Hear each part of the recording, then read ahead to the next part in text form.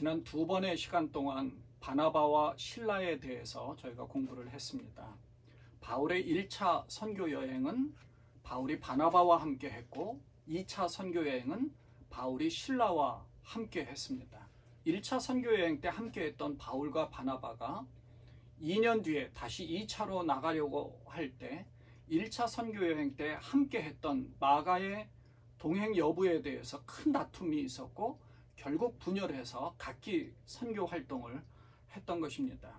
오늘은 1차 선교 여행 때에 이 중도에 포기하고 돌아간 마가, 그러니까 나중에 최초의 복음서인 이 마가복음을 기록하게 된 마가에 대해서 공부해 보겠습니다. 1차 선교 여행 도중에 무슨 일 때문인지는 모르지만 중간에 선교 활동하던 것을 포기하고 예루살렘의 자기 집으로 돌아가 버렸습니다. 그 일이 얼마나 실망스러웠는지 나중에 바울과 바나바가 2차 선교 여행을 하려고 할 때 이 마가의 동행 여부 문제로 크게 다투게 됩니다. 사도행전 15장 39절 말씀을 보면 이렇게 기록되어 있어요. 서로 심히 다투어 피차 갈라서니라고 기록된 것을 보면 아주 간단한 논쟁과 다툼이 아니고 심히 다투었다라고 하는 겁니다. 그러니까 바울이 얼마나 이 마가에 대해서 크게 실망했는지를 우리가 알 수 있습니다. 그렇게 마가는 바울의 사역과 상관없이 그냥 끝나는가 했더니 아주 나중에 바울의 이 서신인 디모데후서 4장에서 바울은 마가에 대해서 이렇게 평가합니다. 내가 올 때에 마가를 데리고 오라. 그가 나의 일에 유익하니라. 또 베드로전서 5장 13절 말씀을 보면 베드로는 내 아들 마가라고 표현한 것으로 볼 때 마가는 그 이후에 주님의 사역에 아주 큰 공헌을 한 것으로 인정을 받았던 것을 우리가 알 수 있습니다. 마가는요, 헬라식 이름으로 마가라고 하지만 유대식 이름으로는 요한으로 예루살렘에 사는 자였습니다. 초창기 예루살렘 그 교회의 모임 장소로 활용이 되어서 우리는 보통 마가의 다락방이라는 말을 많이 사용을 하죠. 사도행전 12장 25절 말씀을 보면 베드로가 감옥에 갇혔다가 천사가 감옥문을 열어주어서 그곳을 빠져나와 간 곳이 아주 정신없이 간 곳이 있는데 바로 이곳입니다. 마가라 하는 요한의 어머니 마리아의 집에 가니 여러 사람이 거기에 모여 기도하고 있더라. 그러니까 성서 신학자들은 오순절 마가의 다락방에 성령이 임한 장소를 이곳으로 보고 있는 겁니다. 마가복음 14장 52절, 51, 52절을 보면요. 예수님이 가룟 유다에게 배신을 당해서 군병들에게 잡힐 때에 제자들이 다 도망하는 기록이 나옵니다. 그때 이런 기록도 마가복음에 쓰여져 있어요. 한 청년이 벗은 몸에 배홑 이불을 두르고 예수를 따라가다가 무리에게 잡힘에 배홑 이불을 버리고 벗은 몸으로 도망하니라. 그러니까 마가복음을 기록한 마가는 자신을 청년으로 기록해서 자기도 예수님이 잡힐 때 급하게 도망하느라 이렇게 도망한 사람이라고 기록하고 있는 거죠. 그러니까 성서학자들 간에는 이 청년이 마가일 것이라고 보는 견해가 많습니다. 예수님이 잡힐 때 이렇게 급하게 도망하던 때가 기원 후 30년, 그러니까 예수님이 십자가를 지시던 때인데요. 이때부터 거의 한 15년, 16년이 지난 뒤에 마가의 이름이 다시 나옵니다. 그러니까 바나바와 바울이 안디옥에서 예루살렘에 기근이 있어서 아주 어려움을 당한다는 소식을 듣고 예루살렘에 부조금을 마련해서 방문한 때가 기원 후 46년이거든요. 이때 사도행전 12장 25절 말씀을 보면 이때 바나바와 사울이 부조하는 일을 마치고 마가라 하는 요한을 데리고 예루살렘에서 돌아오니라 라고 기록하고 있습니다. 그러니까 마가라 하는 이 요한을 데리고 안디옥으로 돌아간 것이죠. 아마도 이 바나바와 바울이 안디옥에서 예루살렘을 방문했을 때 이 마가의 집, 곧 바나바의 조카인 이 마가의 어머니 마리아와 이 바나바는 아마도 남매일 것으로 보는 거죠. 그래서 이 마가의 집에 조카의 집에 기거하면서 이 조카인 마가는 이 초대교회의 영적 거인이었던 이 바나바와 바울에게 큰 영향을 끼쳤을 것입니다. 그런 그 영향을 받았을 것입니다. 마가 자신이. 그래서 이 두 거인이 예루살렘에서의 일을 마치고 안디옥으로 돌아갈 때 함께 안디옥으로 따라 나섰던 것입니다. 그리고 안디옥에서 이 바나바와 바울을 이방인 선교를 위해서 따로 세우죠. 1차 선교 여행을 할 때 그래서 마가는 이 바울과 바나바를 따라서 굽으로 선교를 하게 됩니다. 자기 어머니의 고향 또 바나바가 있던 곳 그 굽으로 선교를 하는데 적극 따라 나섰습니다. 그런데 사도행전 13장을 보면 굽으로 선교를 하다가 밤빌리아에 있는 버가에 이르니 요한은 그들에게서 떠나 예루살렘으로 돌아가고 라고 기록하고 있어요. 그러니까 곱게 자란 이 마가 입장에서는 큰 부잣집에서 아마 곱게 자랐을 텐데 너무나 힘이 들었는지 중간에 이 바울과 바나바가 아마도 반대하지 않았을까요? 그런데 예루살렘으로 돌아가 버린 겁니다. 이 행동이 얼마나 팀에 큰 영향을 끼쳤겠습니까? 그래서 이 문제로 바나바와 바울이 이 공적인 업무를 하는 자리에서 그냥 자기도 그 예루살렘으로 돌아간 이 마가에 대해서는 용서할 수 없다라고 아주 단호한 거죠. 그렇게 천덕꾸러기 신세로 전락해버린 마가가 이 초대교회 역사의 현장에서 그냥 스쳐 지나가듯 사라져버릴 줄 알았더니 이 마가는요 나중에 자신의 행동에 크게 참여했는지 그 뒤에 바울과 신뢰관계도 회복하였고 이 바울의 사역과 초대교회 역사에 아주 큰 공헌을 하게 된 것입니다. 우선 그 뒤로 마가의 이름이 다시 등장한 것은 로마의 감옥에 바울이 갇혀 있을 때 그때가 이제 기원 후 60년 경인데요. 이때 바울이 골로새 교회에 편지를 쓰면서 세 명의 이름을 거론을 합니다.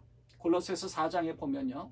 나와 함께 갇힌 아리스다고와 바나바의 생질 마가와 이 마가에 대하여 너희가 명을 받았음에 그가 이르거든 영접하라 이렇게 써 있어요. 유스도라 하는 예수도 너희에게 문안하느니라. 그들은 할레파이나 이들만은 하나님의 나라를 위하여 함께 역사하는 자들이니 이런 사람들이 나의 위로가 되었느니라 이렇게 기록하고 있어요. 또 빌레몬서 1장 24절 말씀에도 보면 또한 나의 동역자 마가, 아리스다고, 데마, 누가가 문안하느니라. 여기에서도 마가의 이름이 등장을 하죠. 그러니까 나의 동역자라고 마가를 인정하고 있죠.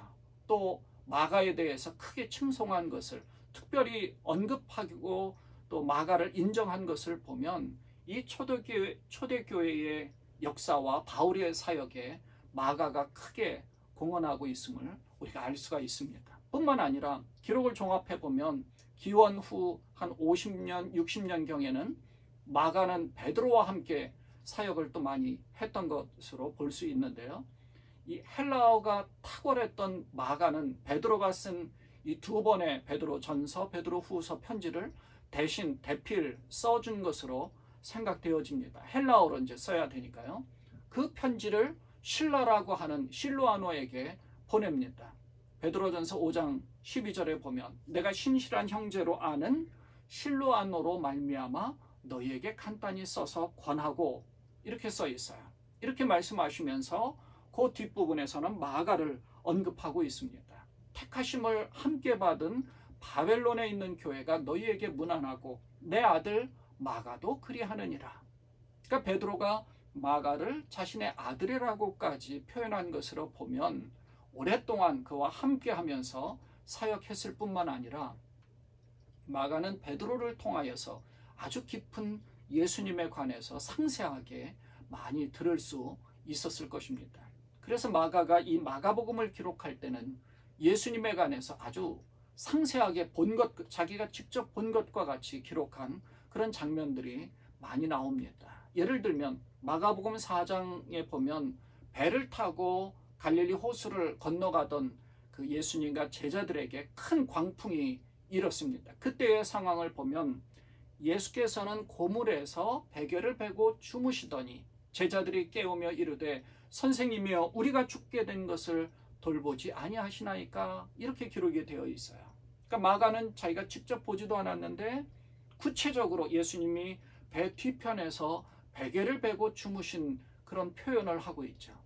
또 마가복음 16장에서 부활하신 예수님이 이제 떠난 뒤에 그 무덤이 비어 있어요. 그러니까 흰옷 입은 천사가 이 제자들과 베드로에게 예수님이 너희보다 먼저 갈릴리로 가셨다 이렇게 말을 할 때 다른 제자의 이름은 기록하지 않지만 베드로를 지명해서 베드로의 이름을 기록하고 있습니다. 또 이 마가복음을 보면 그 기록 가운데는 즉시, 곧 이런 신속한 표현들이 많이 나오는데요. 이런 표현들이 바로 베드로의 기질적인 측면에서 영향을 받은 것으로 우리가 추측해 볼 수가 있습니다. 이 마가를 통해서 우리가 영적으로 교훈을 받는 것이 있다면 주님의 일을 하려고 나섰다가 중간에 포기해버린 이 사람을 그냥 베드로나 바울이나 바나바가 아예 버린 것이 아니었다는 겁니다. 자기 집으로 돌아가 버린 이 마가의 입장에서는 뒤늦게 자기의 잘못된 행동에 대해 아마도 참회하고 더 귀한 사역을 감당했을 것으로 우리는 생각할 수 있습니다. 그 이유는 여러 가지가 있겠지만 가장 중요한 바탕에 자기의 집을 사역의 장소로까지 내줌으로 마가의 다락방에서 귀한 기도의 사역이 있었고요. 성령의 임재를 경험하게 될 정도의 그 공간이 아주 충만한 성령의 그 충만한 그런 모습을 볼 수가 있습니다.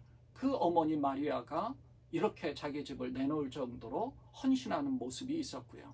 또 삼촌인 바나바는 1차 선교 여행 이후에 2차로 나갈 때 바울과 헤어지게 되었지만 이 바나바는 마가를 데리고 굽으로 선교를 하면서 베드로와 제자들에게 큰 감동을 줄 수 있었을 것입니다. 이후에 베드로는 이 마가를 자기 아들이라고까지 부르면서 애정을 표한 이유는 그런 이 마가의 행동들 또 사역들을 통해서 아마도 많이 영향을 볼 수가 있는 거죠. 그런 감동을 받았던 거죠. 그러므로 인해 후에 바울은 이 마가와 더불어서 동역하고 또 함께 사역을 하면서 또 큰 영향을 이 초대교회에 끼칠 수 있었을 것입니다. 어머니를 흔들리지 않는 이런 신앙적 교육이 얼마나 중요한지, 또 조카의 허물을 덮어주고 사역할 수 있는 기회를 다시 한번 허락해준 바나바의 리더십이 또 얼마나 중요한지, 그리고 하나님 앞에 자기의 마음을 다시 추스리고 다시 참회하면서 하나님의 사역을 감당하기에 다시 영적으로 무장했던 마가 자신의 모습이 얼마나 중요한지 우리에게 가르쳐주고 있는 것입니다. 사랑하는 우리 시온성 모든 식구 여러분, 이 마가를 통해서 우리가 정말 영적으로 크게 도전을 받고 또 하나님의 귀한 사역을 이 후반기에 해나갈 수 있는 여러분의 인생 가운데에서 마가와 같이 후반기에 큰 사역을 감당하실 수 있는 그런 여러분 되시기를 주님의 이름으로 축원을 드립니다. 기도합니다. 하나님 아버지, 마가에 대해서 우리가 살펴보게 하심을 감사드립니다.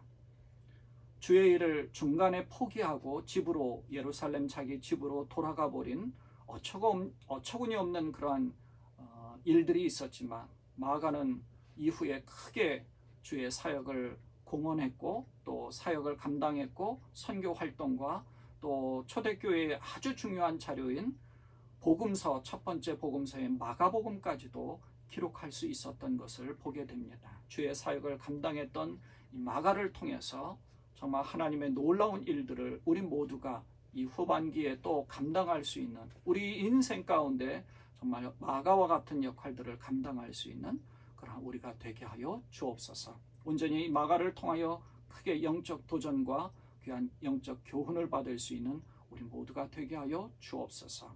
우리 주님 예수님의 이름으로 감사하며 기도드리옵나이다. 아멘.